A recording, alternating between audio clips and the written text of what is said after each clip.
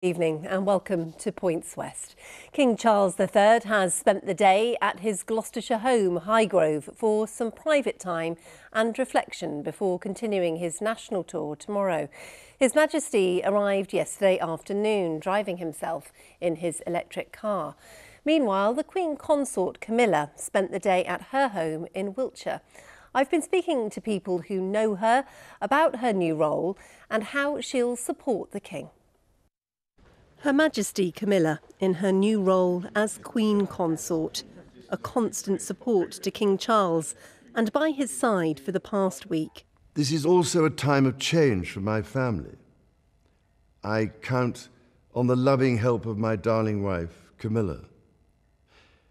In recognition of her own loyal public service since our marriage 17 years ago, she becomes my Queen Consort. I know she will bring to the demands of her new role the steadfast devotion to duty on which I have come to rely so much. For years, this royal couple have lived in the West Country at Highgrove. After her first marriage broke down, she bought Raymill House near Laycock, where she raised her children.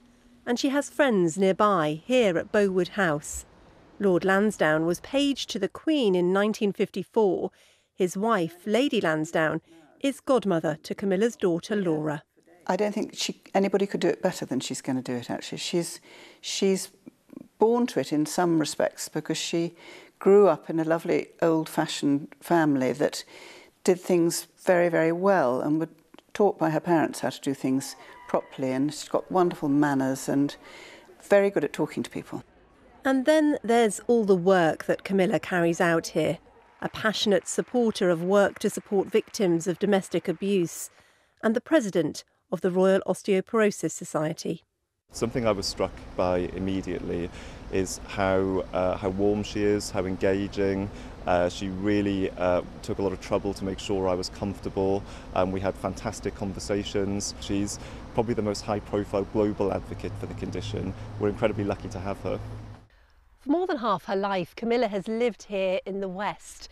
For those who have worked with her and who know her, they say she's not afraid of hard work. She's brilliant with people, and she's perfectly placed to support the King during his reign. It seems such a natural relationship, and if my husband and I are lucky enough to spend time with them, and they just have a really happy relationship, and they can josh each other along when needed, and yet real support for each other. Real support, which is wonderful.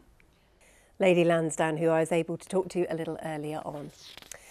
A retired builder from South Gloucestershire says he was the reason the Queen had to take refuge in a West Country pub during a snowstorm in 1981.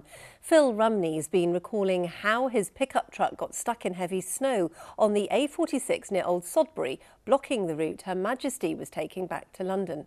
Scott Ellis reports. The news that day in December 81 was dominated by this whiteout. It snowed and snowed and snowed. And the snow was so bad you could only see where you were going from the tops of the lampposts. Builder Phil was driving home to Old Sodbury in his pickup truck with his son Matthew. Phil took us to the spot where his truck got stuck in the snow on the A46 behind an abandoned Austin Allegro. They were trying to shift it when two cars pulled up. Down the hill and stops there is this big black Ford Granada and a Range Rover. We didn't know the Queen was in it. We asked for assistance from the chap in the big black Granada. He came and had a look, but then we decided against it, went back to the Range Rover, and they just went back up this track backwards as fast as they could go. I remember looking through and seeing them all turn around and sort of leave us to it, and remember thinking, well, that's not very nice.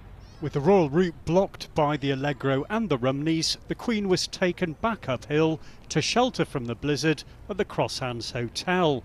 Eventually, the Rumneys got home too. I remember being sat here with my little brother watching the news and them saying that the Queen had been stuck in snow and had come across an accident and been forced to stay at the Crosshands. Also stranded were the Queen's two chauffeurs, two private detectives, a member of the palace staff and a lady in waiting. And then the camera panned back and there was the Range Rover in the car park. And I remember thinking, oh Oh no! No wonder they didn't want to help. It's a day I was within very few feet of the Queen, and I didn't realise this lady who was staring out the back window of this Range Rover was the Queen, or else I wouldn't have been shaking my fist at them and telling them to come back. The Queen rested in this room, but she didn't spend a night here. A snowplough made it through to the M4 and she continued to London later that evening. Scott Ellis, BBC Points West, Old Sodbury. A minute's silence was held in Bristol this afternoon. England's women are playing India in the T20. Players and supporters alike fell silent in honour of Her Majesty the Queen. The national anthem followed and the match got underway shortly afterwards, the third and deciding contest in the current series between England and India. Well, let's find out about the weather. Ian has our late forecast. Hello, very good evening to you. There's been a tendency for quite a bit more cloud around today compared to yesterday, but now as we head into tonight, much of that will tend to disperse. There might just about be one or two showers feeding down from Pembrokeshire out to the very, very far west of our viewing area, parts of North Devon. They will be the exception. Elsewhere, it's looking dry, and it will be a noticeably cool start tomorrow morning, not least out in the countryside, probably 7 or 8 Celsius for a fair number of you. Now, tomorrow, I think on balance, we'll see a shift towards a brighter day compared to this one. So the emphasis towards more in the way of sunshine or sunny spells, less in the way of cloud. You'll notice these northerly arrows for the winds looking quite brisk. That's because the breeze will be quite noticeable. Temperatures about 17 to 18 Celsius. A noticeably chilly night to come as we lead into Saturday. Bye-bye. And that's where we must leave you. Just time for me to wish you a good night. Bye-bye.